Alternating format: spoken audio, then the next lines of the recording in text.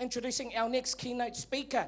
He is a registered teacher with over 20 years of experience in primary, high school and adult education. He's currently studying neuroscience through Harvard's online edX program, and alongside his graduate diploma in teaching, he holds a Bachelor of Social Science, a diploma in Te Aupikitanga-ki-te-Reo-Kairangi, and a diploma in media arts. He's a project development leader with Brainwave Trust Aotearoa and key presenter working with professionals in the social services and education sectors. Please put your hands together and welcome from the Brainwave Trust, André Ngapo.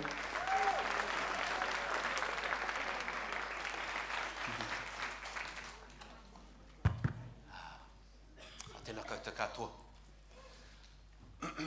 Ko te aroha te pau a kia mau, ko te aroha te pau. Tiri a kia mau, te pau o te aroha ki roto ki tēnei whānau. Whakamaua kia tīna. Haumi e hui e tāki e. So, loosely translated, love is a pillar or a pau to be embedded firmly within the whānau. A pau that we can look towards in trying times, that's there to hold up our roof of our whare and to keep us strong through those times where we need. So, ai ko te aroha te pau. But I just want to acknowledge the whānau here, the hāpori, the community of professionals that have come together today for this important event. And it really brings me pleasure to stand on behalf of Brainwave Trust Aotearoa to talk to you about how we can help our tamariki to thrive. So tiakina ka tamariki, to safeguard them, to protect them, to care for them, to look after them. In the context of what the literature from brain science, psychology and other studies inform us about. So, ko wai tēnei, ko moi hau te maunga, ko tikapa te moana, ko hauraki te whenua, ko marutua te tangata, ko Ngāti Porau ki Hauraki, ko Ngāti Tamaterā, ko Ngāti Awa Oku Iwi, no Pairoa au, kei whaingaroa taku kainga I nāianei ko André Ngapo ahu. So I grew up in a little town called Pairoa. Kia ora, Hauraki. My grandparents from the East Coast, Te Aroha Tiki, but grew up in Kia ora whānau, but grew up in Kennedy Bay in the Coromandel, and we also have links into Te Teko, Kawero, in Ngāti Awa side.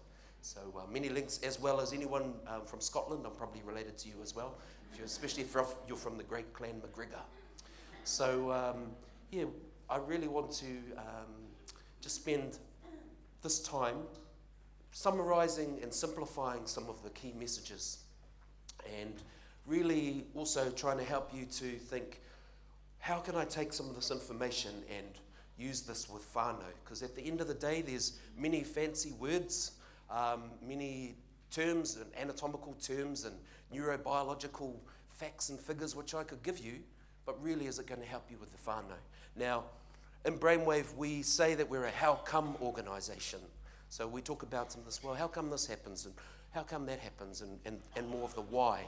And really where you all sit is in the how-to, with the how do I do this? How do I get in with whānau and really help to make a difference? I'm hoping that you'll be able to make links, bridge over from this information that I'm sharing today into your practice. And really where we're coming from in terms of our evidence base. In the 80s especially, there was a massive proliferation of technology which allowed us to look inside of the brain in ways that we were never able to before. And now we can say with assurance that there are some things that really do affect our tamariki in terms of the experiences that they have. And we can look at the scans, the research, and tie those together and say, it would really strongly suggest that this kind of experience can lead on to these kinds of outcomes. But I know this morning you've talked a little bit about the ACEs study, and I'm assuming you know about risk and protective factors, and that you can have a number of risk factors. It doesn't guarantee an outcome. So I really want to put that out there right now. We talk about stats, we talk about figures, always remembering that those statistical, numerical categories don't necessarily define an outcome for a tamaiti, for a child. And we have to look at them beyond the statistics. And potentially for those that have faced trauma, we definitely do need to look at them beyond the trauma that they have faced. Our evidence base is also looking at what has been passed down, ngā taonga tuku iho, what we know as people, as human beings. It's not all about the fancy scans that are up there. It's also about what we know that has worked from the beginning of time. And those two things now together, we're often hearing that the science is starting to back up what has often been, traditionally known through all cultures. But of course, this science really does inform us, and so I'll be talking about that over the next 45 minutes. It's not all going to be me talking to you.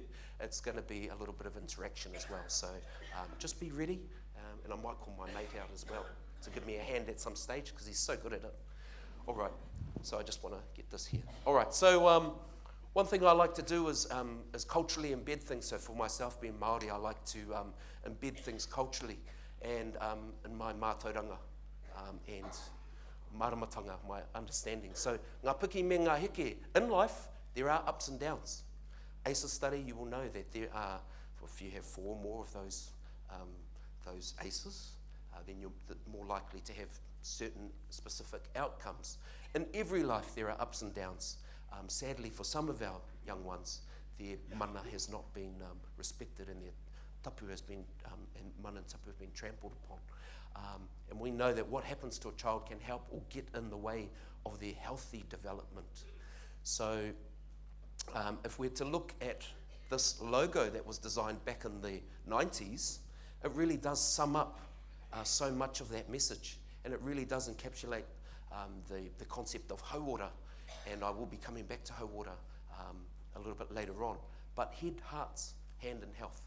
I want you to just turn to someone nearby and see if you can just quickly deconstruct this symbol. What's it about? What's that heart about? What's that hand about? Why are they located in the brain? And just have a little quick conversation. Kia ora.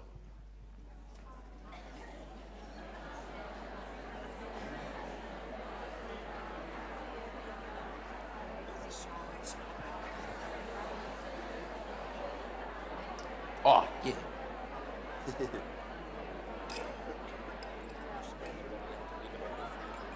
Kia ora.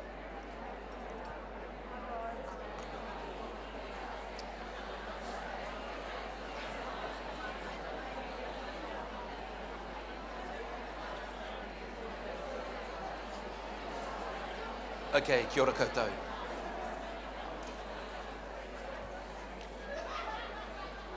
And just going back a step, so showing you the slide that I just previously had up, that what happens to a child can help or get in the way of their development, putting it into the context of this symbol here. So what about the hands? What do you think? Just connection, kia ora. Guidance. Building trust, kia ora. Doing?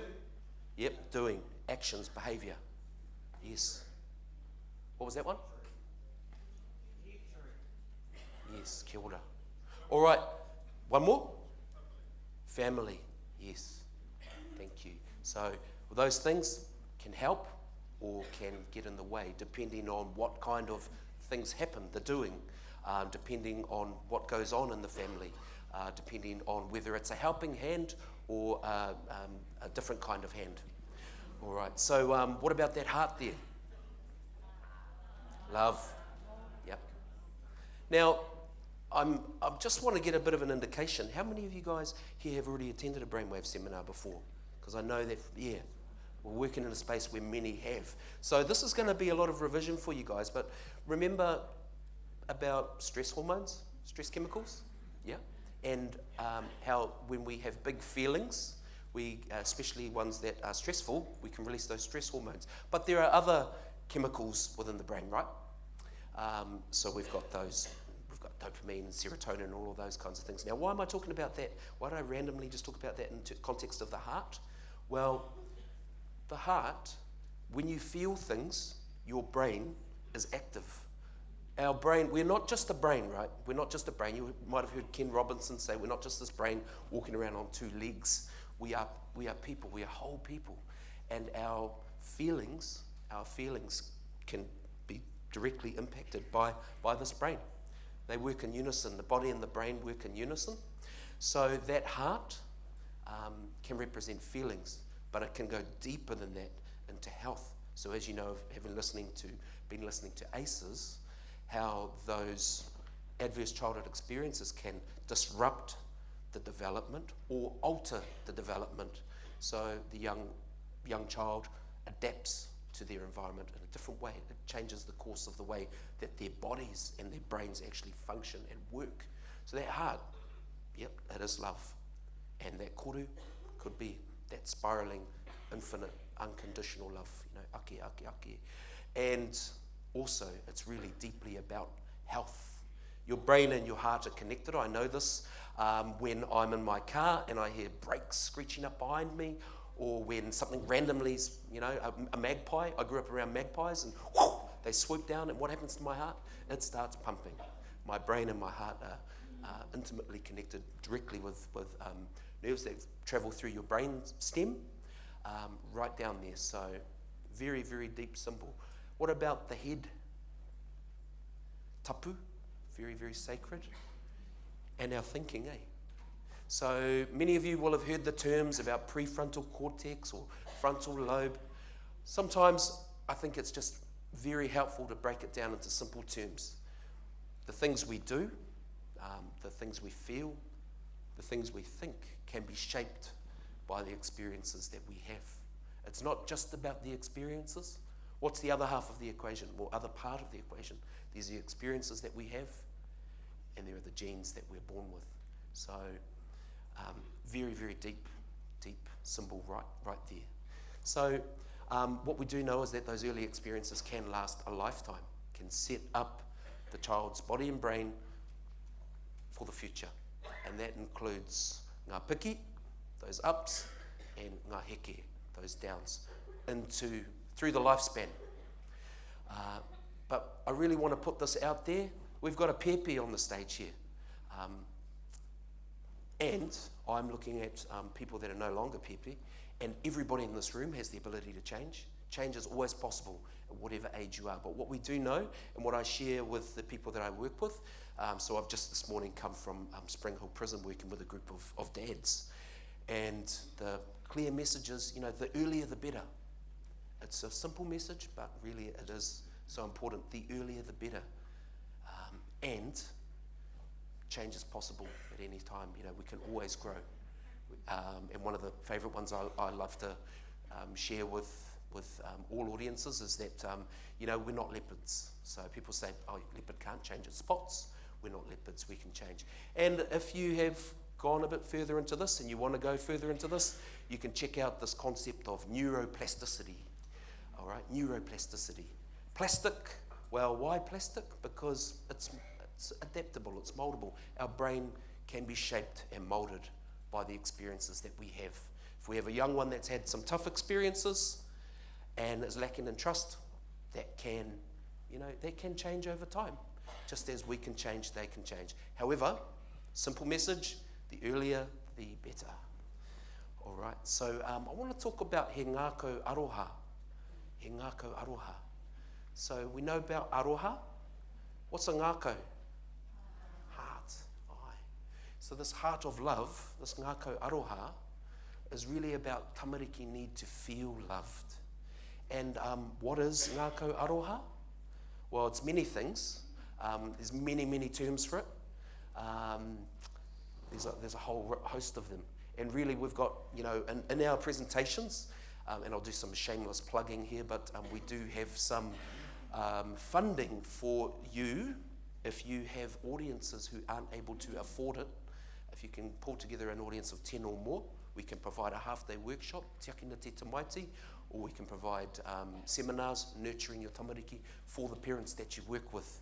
And we'll show them slides like this about ngā piranga, about essential relationships, about how important it is for a child to feel safe, about empathy and understanding, and why kindness and compassion is so important.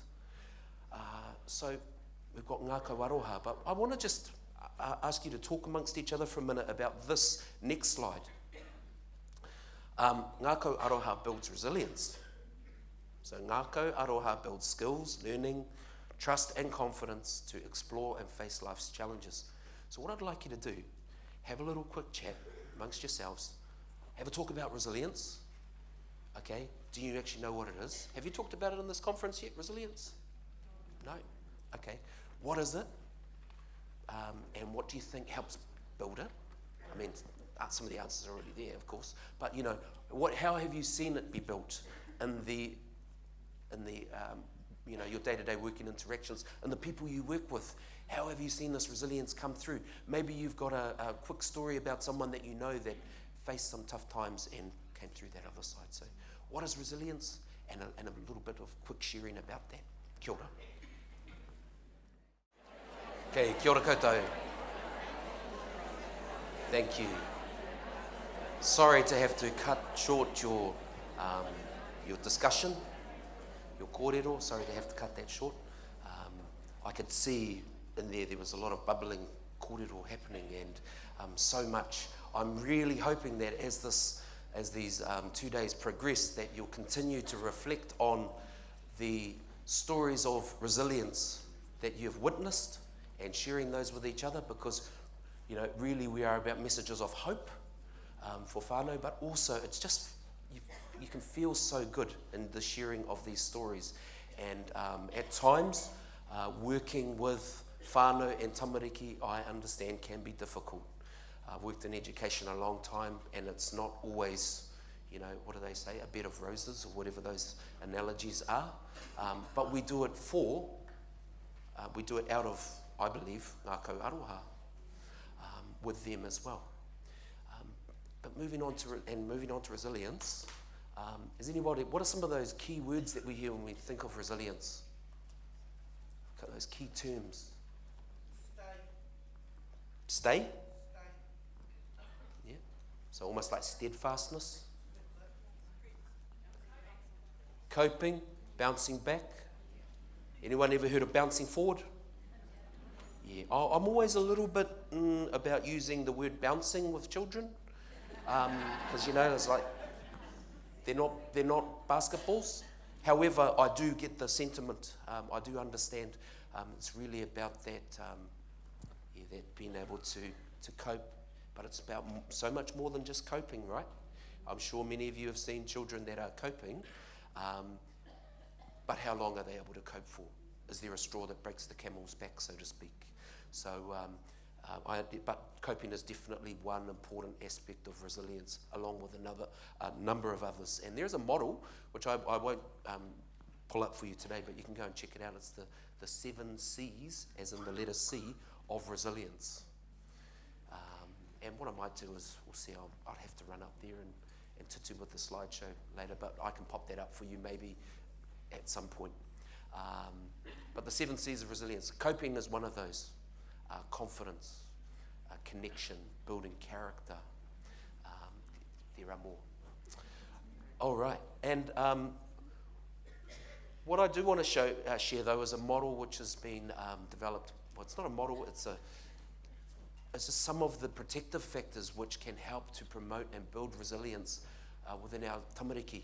And it's really important. I know that this morning you talked about how, or discussed that it's not just the resilience that is within the child. It's not all about the child. And why? Because there's the environment, there's the parents, there's the community, all of these factors that influence and impact upon our tamariki. They're words we can say it, that we can say, but really it's about that whakawhanaungatanga of all things, and how it all, there's that complex interplay of the child, their genetics, the experiences that they've had, their temperament, and the environment all working together to shape them. So we can talk about how, when a child faces adversity and they're able to adapt in a positive way. And you use that word steadfastness. Manawarua is one way we could sum up steadfastness.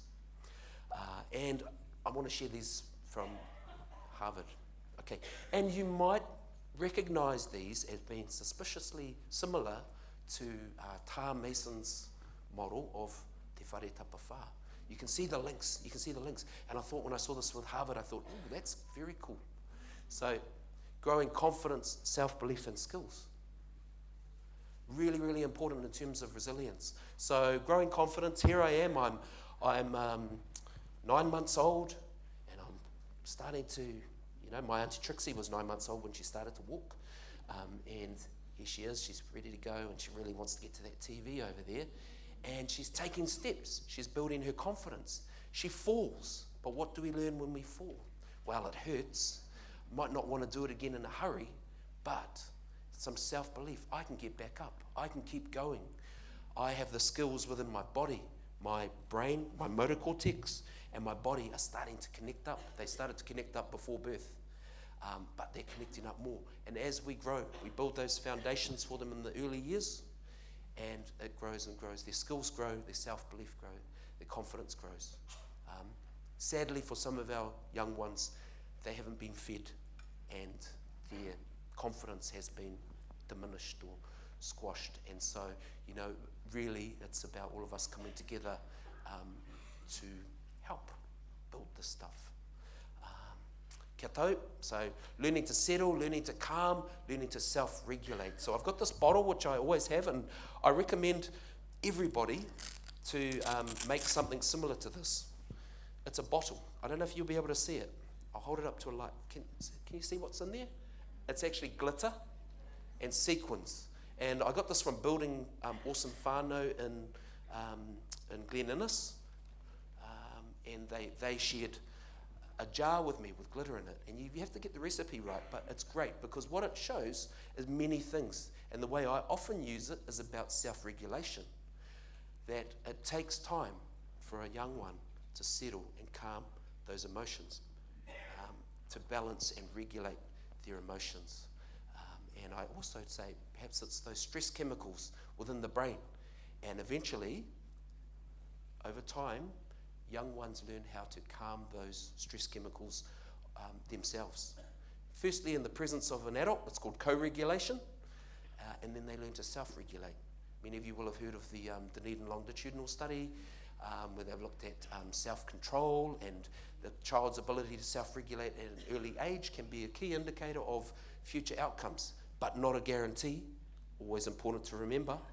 And some of those behaviours were revered by our tupuna in terms of Maui, tiki a taranga. So just be careful about behaviour and labels and seeing naughtiness. There are many ways that we can view and perceive behaviours.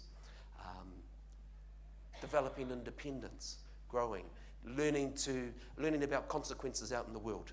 So there are many ways we can look at behaviour. In terms of this bottle, self-regulation, I find it great way to share that with whānau.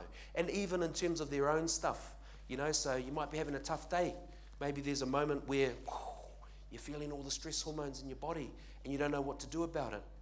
So there are many pathways that you as professionals can go out and learn this stuff in terms of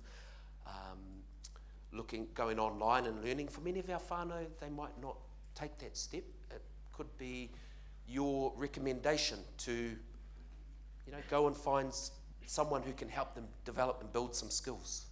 So that's about building parental resilience so they can start to regulate, especially for those who themselves as parents, as children, had some tough times, and that's the foundation that they've built upon.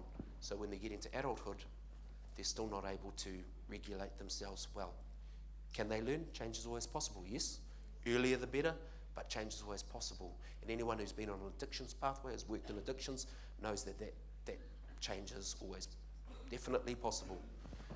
Not always easy, I must say. Whānau. strong, supportive relationships. So you can see how I'm making the link with te whare tapawha and hauora. And the last one, culture, traditions, and faith for hope and stability. So these are not all of the protective factors that are going to help our tamariki build resilience, but they are some very solid ones. And 4 of the ones that Harvard said globally across cultures, these are present in the environment of children who, you know, have that best potential, best possible start in life for building resilience. So, of course, we're talking about the child, within the child, the parent, the family, the community, but you'll all know as well that there are systems that we work within, that there are systems that are around. So we have many ways that you can directly influence the resilience of a child. Perhaps some of you are working in policy. Perhaps some of you are working at challenging particular systems that you believe are not just for children or are not working for children. All of those things can potentially impact on the resilience of the child. But if we want to get back to specifically the child and building the resilience within the child specifically, I would say that the growing confidence, self-belief and skills, and learning how to self-regulate, settle and calm, 2 great places to start for them. All right, so I want to just stop talking for a little bit and show you some video clips of a whānau where this is in action, where we're seeing some of the things that were on that Harvard, those 4 areas, the quadrants, in action. So here we go. This is Nani from Te Teko, Anahera from Orake, and their children, Tare Kura in the pink, Te Ahi Karo, the little boy there, and big sister Waimari. All right, here we go. Beautiful. I just want to acknowledge what the narrator said at the end there as well, and they've fallen madly in love with him, just the way it's meant to be. And I do want to acknowledge that for some parents, they do find it difficult to form that bond with their tamaiti, with their pepe. So it was mentioned that you know, the most important sense in these early weeks is touch, and they touch him a lot. And touch can do so much. It's such an important sense in those for young ones in those early times, especially, to receive that touch. It's no coincidence that when they are born, they can't see very far, but they can kind of see from the elbow to the eyes. And the rocking, and that gentle rocking is actually tuning up parts of their brain to do with rhythm. The stroking releases some of the growth hormones through the lymph nodes. There's been studies in the UK. The first study was conducted in the UK in a NICU unit, a neo-intensive neonatal, so a newborn premature unit. And these children over here received the regular, loving care that as much as these children could receive. And these children over here each day received a miri-miri for 10 minutes. And by receiving that miri-miri for 10 minutes per day, skin-to-skin contact if possible, the children were released from hospital on average 6 days earlier and put on more weight. So for a newborn who's been premature, that's huge. That's huge growths, all from the power of touch.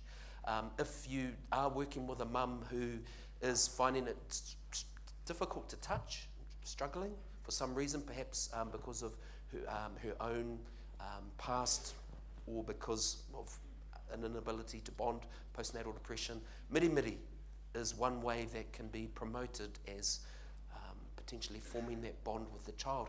And what it's shown is actually not only does the baby release oxytocin, the love hormone, and there's a calming down of those stress chemicals, cortisol and adrenaline in the brain, but also mum releases some oxytocin, even if she's just giving them miri-miri, studies are suggesting.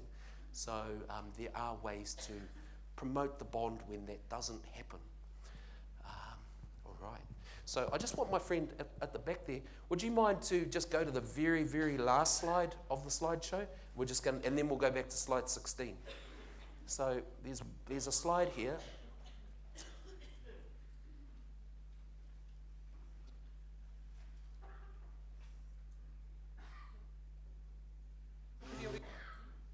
you're getting the express version of it.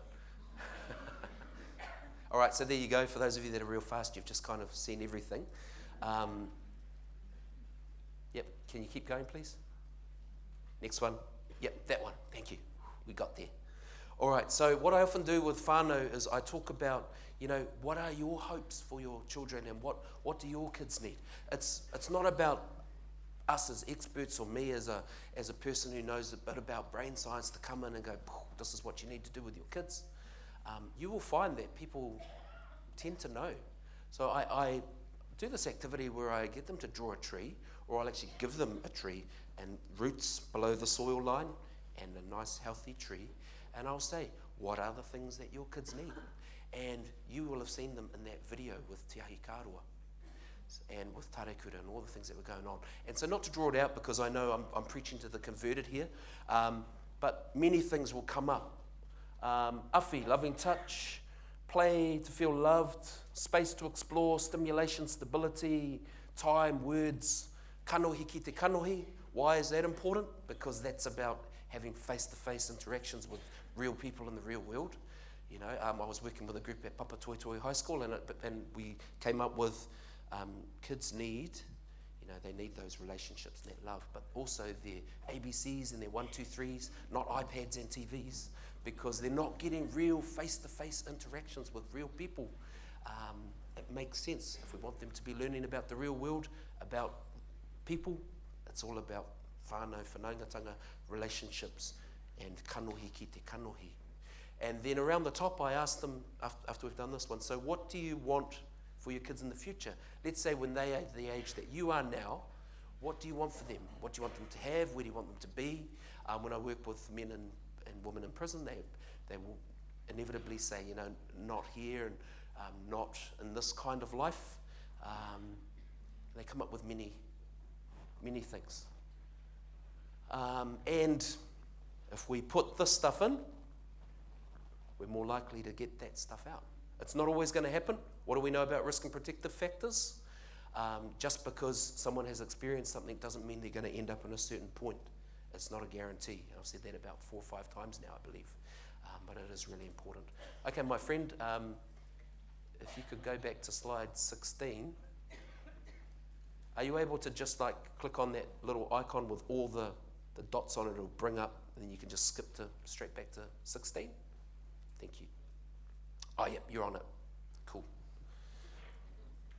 Thank you. All right, so ahakoa he iti he pounamu. Childhood begins before birth. So ahakoa he iti, although it's small, he pounamu is treasure. The time of pregnancy is a treasured time. Okay, it's a precious time. And that pepe is very small and very precious and treasured.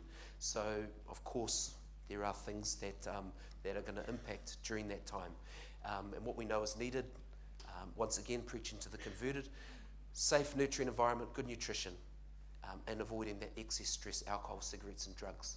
So passing this on, this kind of information on to whānau, I'm sure many of you have had many success stories, and I encourage you to talk about those, because some of you will have done a lot more work on this in terms of working with whānau about it than I ever will. But some of the simple things, there is no safe time and there is no safe limit for any form of substance. No safe time, no safe limit. We know that toxic stress can really harm baby. So stress, positive stress, that my Auntie Trixie going for a walk and falling down, although it might seem a little bit twisted to say, well, that was a positive, stressful experience for her. And it's not that parents sit around and try to concoct ways that they can provide positively stressful experiences to grow their children. There are things that can happen that are positive for a child. It kind of almost like it tunes up their stress response system just through everyday life. While we don't wish anything harmful or bad upon them, the little things can actually help tune them up for the future. But toxic stress is that long-lasting, ongoing, potentially frequent, maybe there's it's life-threatening, where they are now facing trauma and flashbacks and those kinds of things. Toxic, but for babies, for premature babies, what a lot of people don't know is that actually If mum is feeling stressed, baby can receive some of those stress hormones. Those stress hormones can influence the genetics. So the genetics don't change. But what does happen is it's like little marks get put onto the genetics to almost like switch them off or on. So particular genes get turned up or down, and it can help them to deal with stress in a way. That's the theory. It's that these switches get turned up so they produce more stress hormones because it seems that I'm about to be born into a stressful world. Unfortunately, that turning up of those stress hormones, what do we know about toxic stress? Remember I talked about the heart and that symbol at the start? Well, ACEs, what were the stats around increased ischemic heart disease and the pulmonary stuff and all of those things in terms of the effects on the heart. So toxic stress is huge for our tamariki. So bringing stress down for mum is massive. Be concerned about alcohol just as much as drugs. It's the leading cause of preventable disabilities and neurodevelopmental disorders. So if we think about it, there are many factors of why, but one of them is that it directly crosses into the child's brain, the ethanol, the alcohol, very damaging and also socially acceptable for many. The cigarette smoking, if we take a leaf out of their book on the packets, there's a lot of warnings about the health implications. And now, thankfully, I've started to see pictures on bottles, promoting that women don't drink during pregnancy. As I said, no safe time and no safe limit. Real nice, easy one that you can share. I worked with a woman in Auckland Women's Prison, and she said to me, oh yeah, but I had 4 kids. I was told that if I smoked, my kids would be small. I had 4 kids, and they were all over 9 pounds. I was told that maybe they might have some learning issues. They're all brainy. I was told they might have some health issues. They're all the healthiest kids in their class. So what's that? Where does that put your stats? And of course, what I said to her, it's not a guarantee. However, we know that if you have 0, there's going to be no problem caused by smoking or alcohol or drugs. But the rates do increase with the usage. So no safe time, no safe limit, and I didn't say this, but I thought to myself, maybe number 5, if she'd had a 5th pepe, maybe number 5 was the one that got hit by it. The stats just show it increases the odds.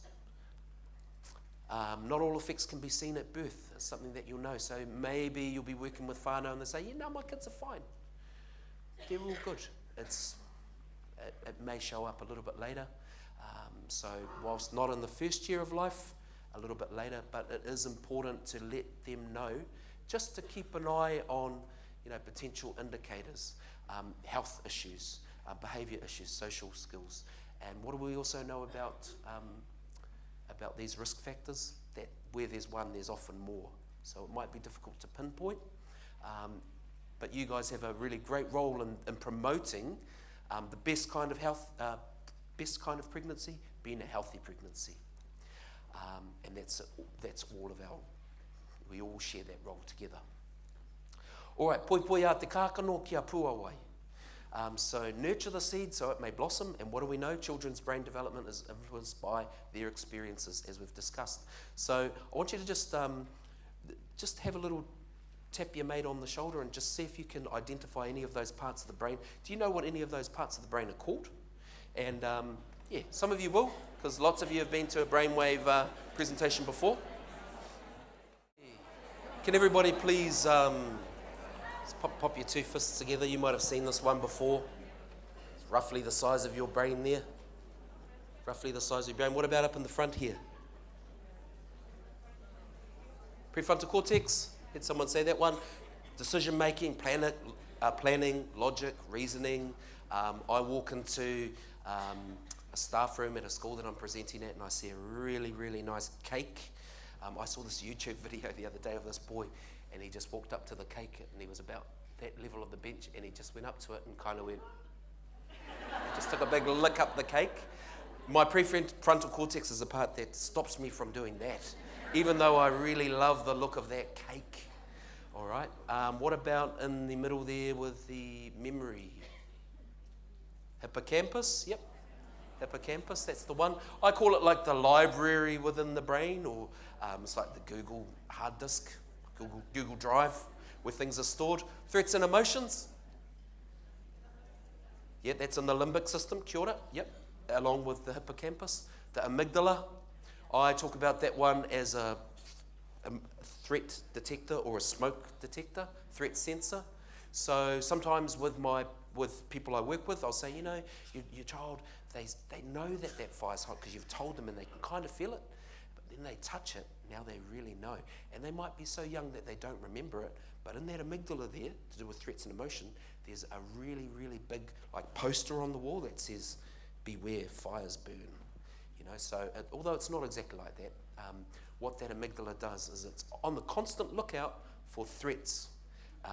All of our thoughts, all of the sensory information that's coming into our body is filtered through that amygdala.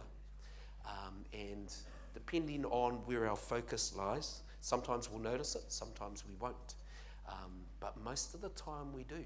Now for a little child, they are, in a sense, one way we could talk about it is like they're being programmed, right? If we want to talk about it in that way, they're learning is the way we can talk about it. So they are soaking up information about the world, and part of it's around the threats that they're facing.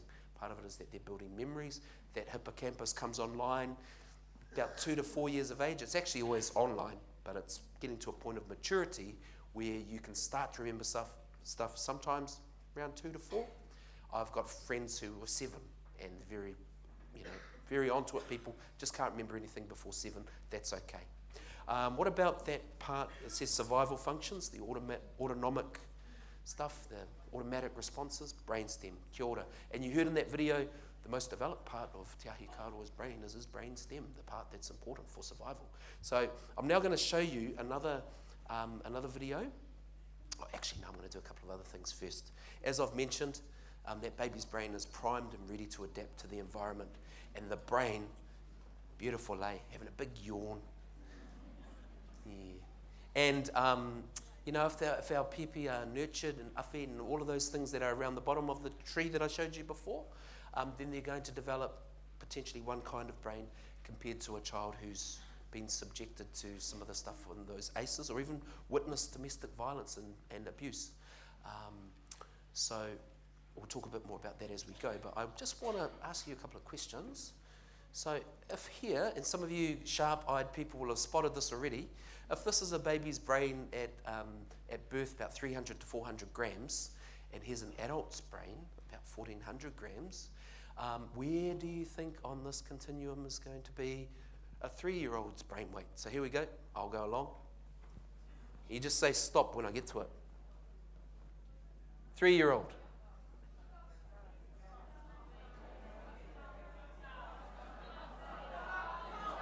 Okay, 1-year-old.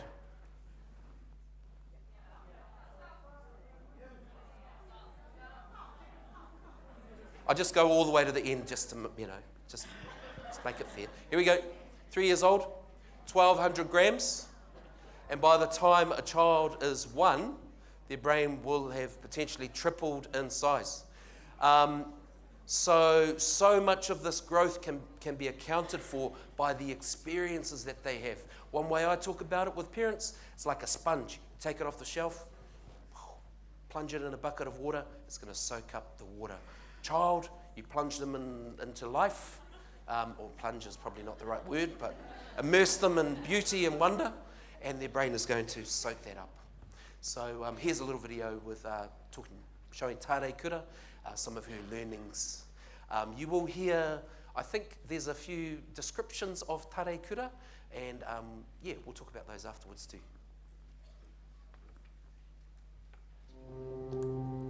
We've got lots of materials, lots of resources. One of them is called Love and Limits, because as the narrator said, making a mess doesn't matter. It's building your brain that's important. Of course, if she's there with the spoon the next week going, woohoo, flicking it at the roof, mess matters.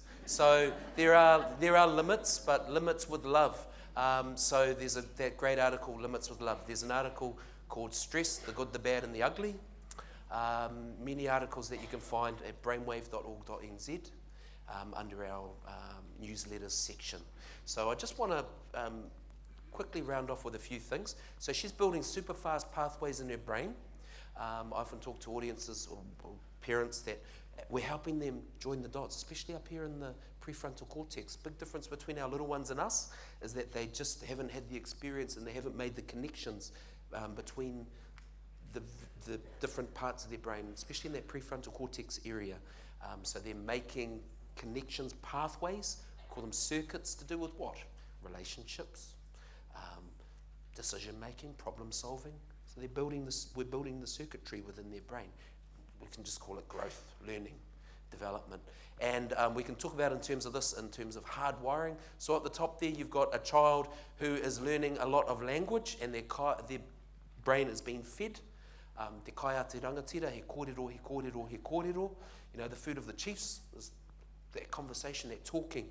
But down the bottom, a brain cell, neuron in the brain of a child who's not talking so much. And the top one, that child's getting fed a lot of language, the brain's onto it. These cells, they're called helper cells, glial cells, come along and put a fatty layer of tissue over that. It's like an insulator. So you imagine if, you've got the cables that you put when you hotwire a car, not hotwire it, jump start. showing the fruits of my youth there. So I didn't mention that the neighborhood I grew up in was called Harlem. True story. So hardwired, and watch what happens, boom. So Tare Kura, all of a sudden, between her brain and her body, she's making connections, hardwiring. We need to feed our kids. We've got some resources. I'll share one with Colleen, which is around about language and the importance of language development. Also, they're making a huge amount of connections, plunging into that world around them and making multiple connections with the messages traveling around within their brain. I often say, many, many times faster than Usain Bolt can run, which is why you can go 2, 4, 6, 8, A, B, C, D. You know what that is. And some of you guys will know what this is. Yellow. What's that? McDonald's. Good. So why? Because you've got that stored in your brain and you've made connections to what I'm saying and to what I'm doing. So it's really about how can we help our kids to make those connections about life, to build those skills, to learn to self-regulate and to build them up. I just want to skip, my friend, to slide number 37, please. It's the whare one. There's a little child and there's four quadrants. Yep, kia ora. So I just want to finish off by saying strengthening hauora is really about all of these areas, not just the brain. We aren't just brains. We are people. Without our brains, we wouldn't survive. But we are people, and we can work on all areas. And I just want to leave you with this model of strengthening whānau well-being. Matua Big over at Ruapōtaka Marae. I was showing him this model by the Centre for Study of Social Policy in the US, and I came up with the little captions underneath, and he and I came up with these terms. Whanaungatanga, helping our parents know who they can go to, and a lot of the time it's you, but who else? What are their social supports? Boosting their knowledge about child development and growth, helping them to understand about emotional intelligence and social emotional competencies of their kids, finding concrete support when they need it. Who do they go to? And rautakitanga, discovering or knowing what's going to help them cope positively. Because as we know, there's many strategies out there for coping, but not all of them are necessarily positive in terms of our health and for our kids in terms of their neurobiological development. So this is something that I think is really important. It's not just about strengthening the children, it's about strengthening the whānau. So, you can change their lives by impacting on the whānau around them. Mā ngā pakiaka e tuai te rākau, with strong roots a tree will stand. And, awhi mai awhi atu, as Hirini would say, Matua Hirini Melbourne, tātou e, you know, together we can all make a difference in the lives of our young ones. So, nō reira I te whānau.